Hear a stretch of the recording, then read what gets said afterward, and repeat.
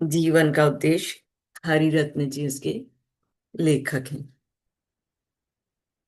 अब प्रश्न है, हमें नियम तोड़ने की कब जरूरत पड़ती है। ये पूरी बुक जो है क्वेश्चन के आधार पर है। तो जन्म के साथ ही हमने दुनिया को नियम प्रणाली पर चलते देखा है। उदाहरण के लिए भौतिक दुनिया को देखें। यह भौतिकी, गणित, जीव विज्ञान आदि के सिद्धांतों द्वारा संचालित है। दुनिया के अन्य क्षेत्र भी इससे अलग नहीं है। नागरिक समाज संवैधानिक नियमों और विभिन्न सामाजिक मानदंडों के माध्यम से चलता है। पारस्परिक संबंध धर्म और नैतिकता को आधार देने वाली मान्यताओं और व्यवहारों पर काम करते हैं। दुनिया में कुछ भी, यानी जीवन का कोई क्षेत्र, कोई भी प्राणी नियमों से मुक्त नहीं है। सभी के लिए नियम बने हुए हैं। क्योंकि हमें ये नियम अपने आसपास के वातावरण से बिना किसी व्यवहार्य विकल्प के विरासत में मिलते हैं। सारे नियम हमको विरासत में मिलते हैं। इसलिए इन दिशा निर्देशों को बाहरी नियम कहा जाता है। हमें जीवन भर इनका पालन करना होता है। बाहरी नियम पुस्तिका के पूरी आस्था से पालन करने से हमारे जीवन पर क्या प्रभाव पड़ता है। सामाजिक मानदंडों और संवैधानिक कानूनों का पालन करके हम लोगों का सम्मान और अधिकारियों के बीच विश्वसनीयता प्राप्त कर सकते हैं। भौतिक दुनिया के नियमों को पालन करके हम स्वस्थ रह सकते हैं और शारीरिक नुकसान होने की आशंका कम हो जाती है। अपने धार्मिक नियमों का पालन करके हम आंतरिक सद्भाव महसूस कर सकते हैं। इससे हमें सौहार्दपूर्ण संबंध बनाए रखने में मदद मिलती है। हालांकि नियम पुस्तिका का सख्ती से पालन करने से व्यक्ति के जीवन में स्थिर परिणाम मिल सकते हैं, लेकिन ऐसा होगा ही कह नहीं सकते। मतलब जरूरी नहीं है कि अगर हम नियमों का बिल्कुल पालन करते रहें तो हमें अनुकूल परिणाम मिले।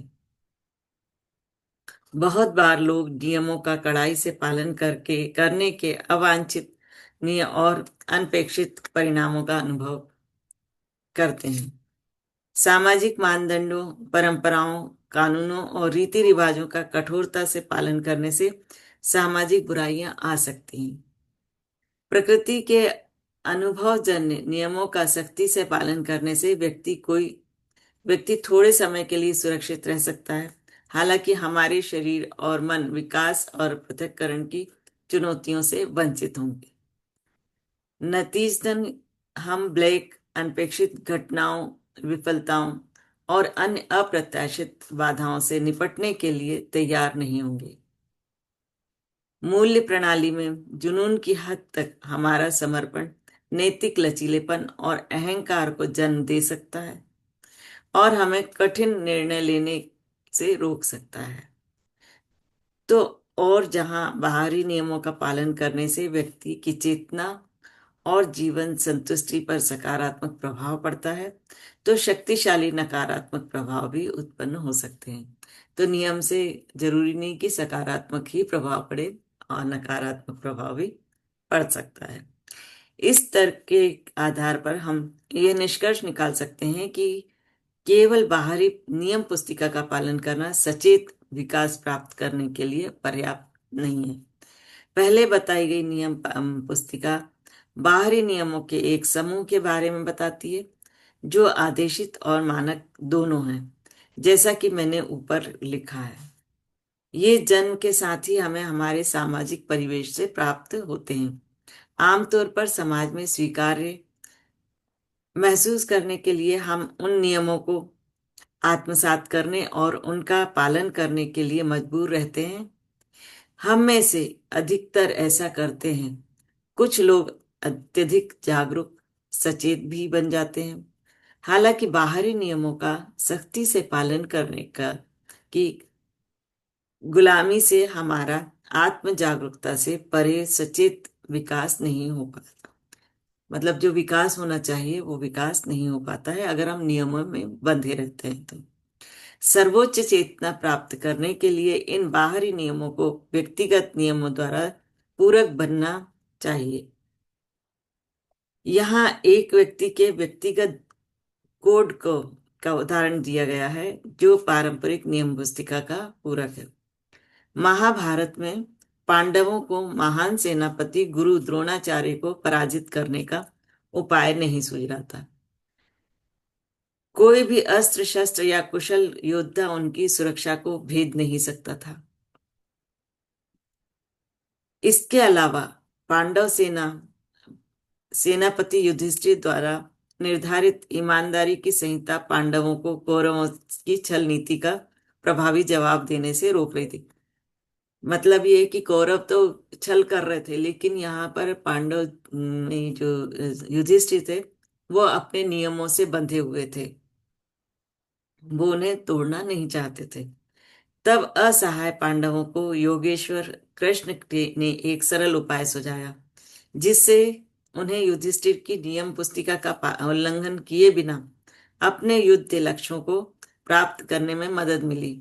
कृष्ण ने सुझाव दिया कि द्रोणाचार्य को पराजित करने का सबसे अच्छा उपाय उन्हें निहत्था करके उन पर वार करना होगा और द्रोणाचार्य अपने अस्त्र शस्त्र तभी भूमि पर डालेंगे जब शोकग्रस्त होंगे। उनके पुत्र अश्वत्थामा की मृत्यु से ही ऐसा हो सकता है। फिर योगेश्वर कृष्ण ने भीम को अश्वत्थामा नामक हाथी को मारने और यह झूठा समाचार प्रसारित करने के निर्देश दिए कि उसने द्रोणाचार्य के पुत्र का वध कर दिया है। रणनीति के तहत भीम ने अश्वत्थामा नामक हाथी को मारा और फिर यह घोषणा कर दी कि द्रोणाचार्य के पुत्र की मृत्यु हो गई है। भयभीत द्रोणाचार्य ने धर्म और सत्य के आदर्श युधिष्ठिर से इस समाचार की पुष्टि की, क्योंकि उन्हें उन लोगों पे तो विश्वास नहीं था लेकिन युधिष्ठिर पर विश्वास था क्योंकि वो कभी झूठ नहीं बोलते थे। युधिष्ठिर ने उत्तर दिया, अश्वत्थामा हतो नरो वा कुंजरो वा।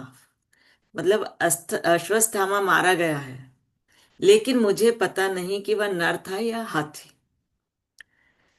युधिष्ठिर की ईमानदारी के प्रति रुझान को जानते हुए योगेश्वर कृष्ण ने सैनिकों के एक समूह को शंखनाद के लिए बाध्य किया, क्योंकि योगेश्वर कृष्ण जानते थे कि ये झूठ नहीं बोलेंगे तो बता सकते हैं। इसलिए उन्होंने जब जैसे ही कहा कि नर था या हाथी था, तो जैसे ही हाथी का है वैसे ही शंखनाद कर दिया जिससे उनकी आवाज वहां तक अ, द्रोणाचार्य तक न पहुंच पाए। शंखों की ध्वनि के बीच युधिष्ठिर का अंतिम वाक्य दब गया जिसमें द्रोणाचार्य केवल इतना सुन पाए, अश्वत्थामा हतो, मतलब अश्वत्थामा मारा गया। अंततः समाचार पर विश्वास करते हुए निराश हताश द्रोणाचार्य ने अपने हथियार डाल दिए और अपने पुत्र की आत्मा की खोज करने के लिए ध्यान की अवस्था में चले गए।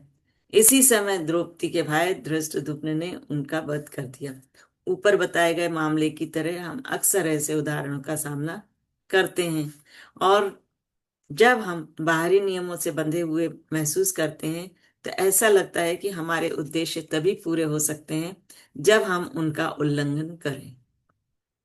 हालांकि यह उदाहरण दिखाता है कि ऐसी किसी किसी के व्यक्तिगत नियम बाहरी नियम पुस्तिका के साथ संरेखित हो सकते हैं और हमें अपने लक्ष्यों को प्राप्त करने के में मदद मिल सकती है। इसलिए हर किसी को अपने स्वयं के प्रासंगिक दिशा निर्देशों और सिद्धांतों को प्राप्त करने का प्रयास करना चाहिए। मतलब हमारे खुद के भी सिद्धांत बन सकते हैं जिस पर हम चल सकते हैं। इस मामले की तरह हम भी अक्सर ऐसे उदाहरणों का सामना करते हैं जब हमें बाहरी नियमों से बंधा हुआ महसूस करते हैं।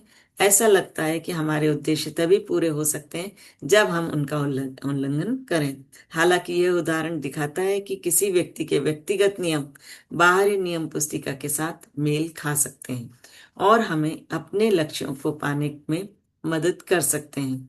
इसलिए हर किसी को अपने प्रासंगिक दिशा निर्देश और सिद्धांत बनाने का प्रयास करना चाहिए।